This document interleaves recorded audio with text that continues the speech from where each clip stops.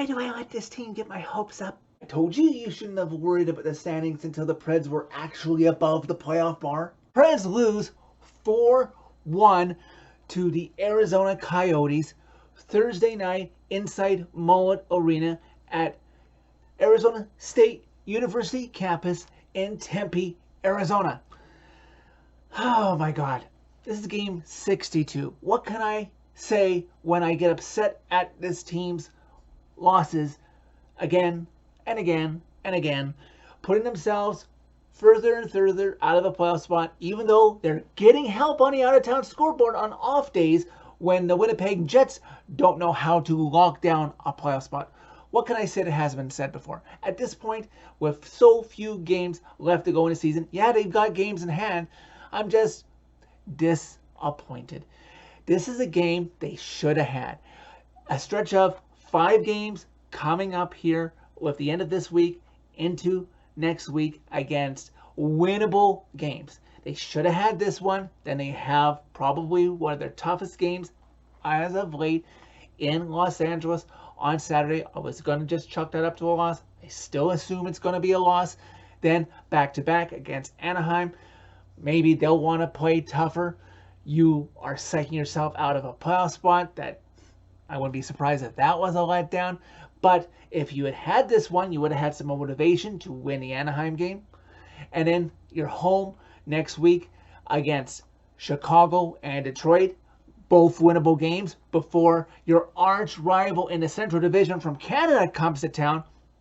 And Winnipeg a week from Saturday. Matinee affair yet again. But you're running out of runway space. At this point, Winnipeg could very well put you officially out of the playoffs by turning that into a 4-point game. And then in the ensuing week, you have to go into New York against the Stanley Cup favorite. Yes, I repeat, Stanley Cup favorite, New York Rangers. An easier game against Buffalo, especially if they have anything left over from their spanking against Dallas tonight. Go look at the out-of-town scoreboard. And then finally, at the end of 2 weeks from now, guess who comes to town just in time to see Pekka Rinne get his statue unveiled outside Bridgestone Arena for 2 games in 3 nights. Oh yes, it's Eeli Tolvanen, and you know he's waiting to get some revenge for you putting him on waivers. But about this game, which I don't want to forget about, it just wasn't there. The power play, which has been so disappointing this year after being so good last season, went 0 for 6. Of course you're not going to score.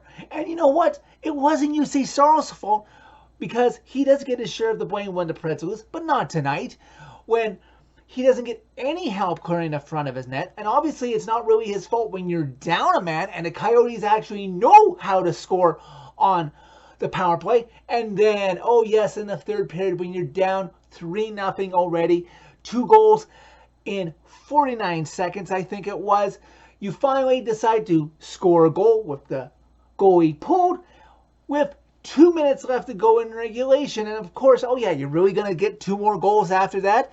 I said on Twitter, even after it was 3-0, I quoted George Burns, "Good night, Gracie, because the show was over. You didn't show up and you deserved the result that you got." Oh my God. I'm just going to be glad at this point just to watch the rest of the 20 games that this team has this season. Get some hope to see who will be put together into next season. I hear that Forsberg had a setback in his comeback to be on the ice.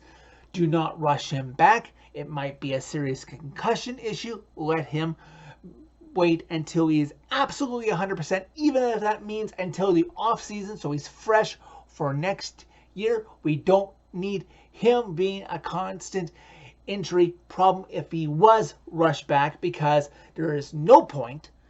And as for the coach, this is really an indictment on John Hynes. I was willing to give him slack, but when you can't motivate this team to win another game after you were just here last week to beat Arizona again and fall flat in your face. You know what Arizona did? They set a regular season high in shots on goal against the Preds. They were totally unprepared. That falls on Hynes.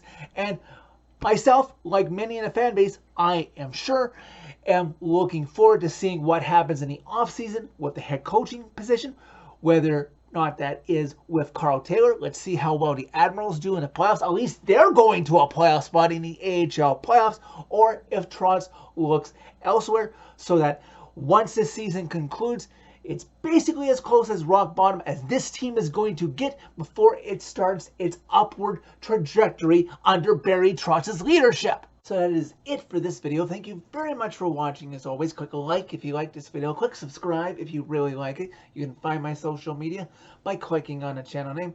Tell all your friends about Predemption. 20 games, Preds Nation, until this nightmare of a season is over. They hit rock bottom and hopefully can return back up in an upward trajectory in the offseason.